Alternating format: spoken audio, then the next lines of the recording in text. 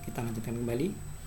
Nabi Musa ketika kemudian ada penolakan yang luar biasa dari Fir'aun, kemudian dia dikejar-kejar, dibunuh itu, Fir'aun melakukan Nabi Musa melakukan hijrah kembali, hijrah yang kedua menuju ke tujuannya adalah Yerusalem.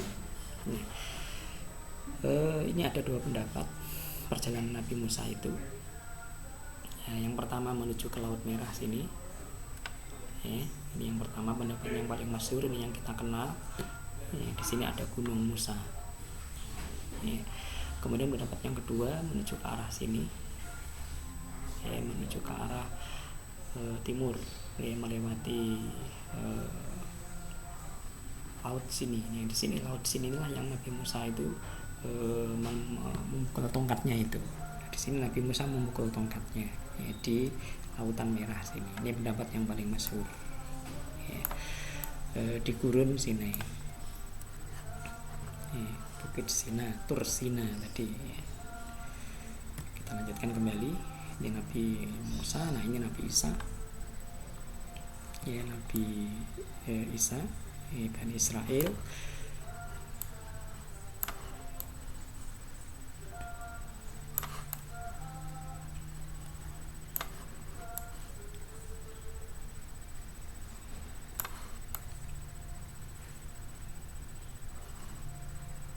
Ini Nabi Isa. Ini tempat lahirnya di Bethlehem atau Baitul Lahm. Dalam bahasa Arab orang Barat mengatakan Bethlehem, Baitul Lahm. Nabi Isa lahir pada masa itu. Kaisar Augustus, sementara itu orang Romawi menempatkan Herodes sebagai raja di negeri Palestina yang pada saat berada dalam kekuasaan Romawi. Ketika kaum Yahudi, pengikut Nabi Musa, mengetahui berita tentang kelahiran Isa di dalam kitab Taurat dan mengetahui bahwa dia akan memiliki kedudukan tinggi di Bethlehem, gereja Al-Mahdi, Herodes memerintahkan para prajuritnya agar membunuh setiap bayi laki-laki yang lahir di negeri tersebut. Maryam binti Imran menyembunyikan kehamilannya dan menghindari perhatian orang lain ketika melahirkan Isa. Kemudian dia berhijrah dengan membawa Nabi Isa ke Al-Quds dari Bethlehem. Kemudian beliau pindah dari Yerusalem ini, Baitul Lahm, Yerusalem, Al-Quds tadi, pindah menuju ke Zakozik.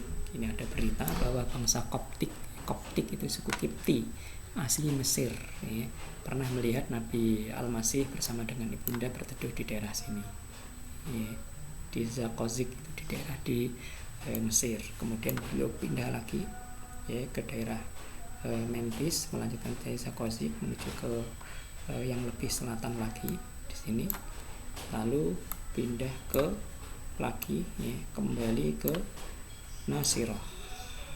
Ini yang keempat, Nasirah.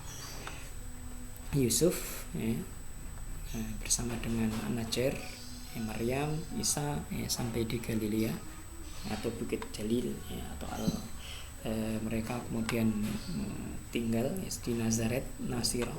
Dengan bahasa Arab Nasirah, orang Barat mengatakan Nazaret, yang kemudian selanjutnya dinisbatkan dengan Nasrani. Ini agama Nasrani disebutkan di sini. Setelah Nabi Isa berumur 12 tahun, Isa bersama ibu Maryam dan Yusuf An-Najjar berangkat menuju Yerusalem, Baitul Maqdis, untuk melaksanakan ibadah sesuai dengan syariat Allah. Ini rute perjalanan Nabi Isa dari Nasirah tadi atau Nazaret tadi menuju ke kota suci di Yerusalem. Di sini ada Baitul Maqdis. Nah, di sini ini gambarannya ada Sungai Yordan. Sungai Yordan. Jadi ini menunjukkan bahwa hijrah itu sudah dilakukan oleh nabi-nabi sebelumnya. Dan pada sejarah Islam di periode Makkah, Nabi SAW sudah memerintahkan umatnya untuk hijrah ke Habasyah dan ada sekitar 80 orang. Kemudian Nabi SAW mendapatkan izin hijrah. Ini riwayat Bukhari dari Abu Musa. Nabi SAW bersabda, saya bermimpi bahwa saya berhijrah di Makkah ke negeri yang terdapat pohon kurma. Itu mimpi Rasulullah, mimpi Nabi itu betulan, mimpi Nabi. Lalu mereka berangkat ke Yamamah. atau Hajar. Ternyata bukan dua-duanya, tapi itu adalah kota Yasrib. Dalam riwayat lain dari Urwah, dari Aisyah radhiyallahu anha berkata, Rasulullah SAW bersabda, sesungguhnya aku telah melihat tempat hijrah kalian. Aku melihatnya rindang, banyak pohon kurmanya di antara dua buah batu hitam.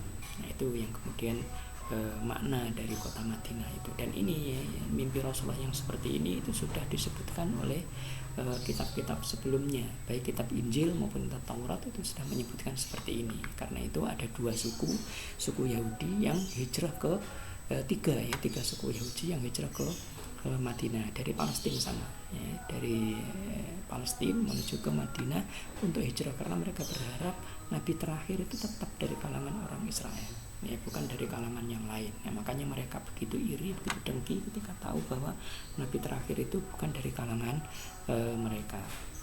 Ini Rasulullah dalam hadis yang lain bersabda, Allah Subhanahu wa ta'ala telah menjadikan untuk kalian saudara-saudara dan tempat tinggal yang kamu dapat mendapatkan keamanan di sana. Ini hadis-hadis ini mengindikasikan izin dari hijrahnya Rasulullah Sallallahu Alaihi Wasallam. Para sahabat hijrah. Kemudian Nabi SAW menanti perintah Allah bagi beliau sendiri untuk hijrah. Sedangkan para sahabat sudah memulai melaksanakan hijrah. Abu Salamah ini sahabat pertama yang melakukan hijrah, tapi keluarga istrinya menahan istri beliau Ummu Salamah untuk pergi, tidak boleh pergi Ummu Salamah. Suhaib bin Sinan yang dari Romawi itu termasuk as-sabiqunal awwalun, sahabat pertama masuk Islam, beliau juga melaksanakan hijrah. Turun ayat tentang Suhaib bin Sinan ini, wa minan nasi may yashri nafsahu wa amradatillah wallahu raufum bil ibad. Itu Suhaib bin Sinan sebagai gambaran orang yang menjual dirinya, mengorbankan dirinya untuk Allah. Para wanita juga hijrah. Ummu Salamah yang tadi dilarang oleh keluarganya juga menyusul sang suami.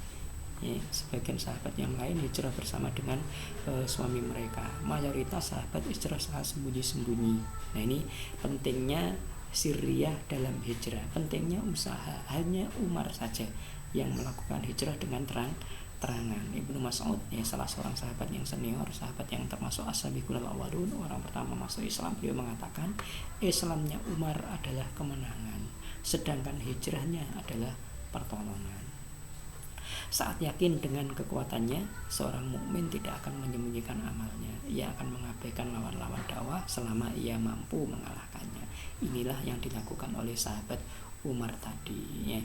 Bersama dengan Umar, hijrah juga keluarganya, keluarga dari Umar, Sa'id bin Zaid dan istrinya Fatimah binti Khattab, kemudian ibunda dari Sa'id yang juga namanya Fatimah. Ini menurut pendapat dari Kiai Haji Munawar Khalil.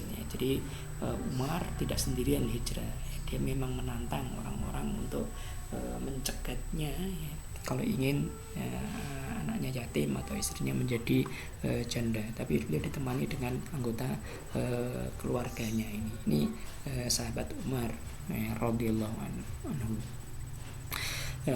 Dia itu juga tetap walaupun menantang tapi tetap dengan para keluarganya, ditemani para keluarganya, tidak sendirian dalam melaksanakan hijrah itu.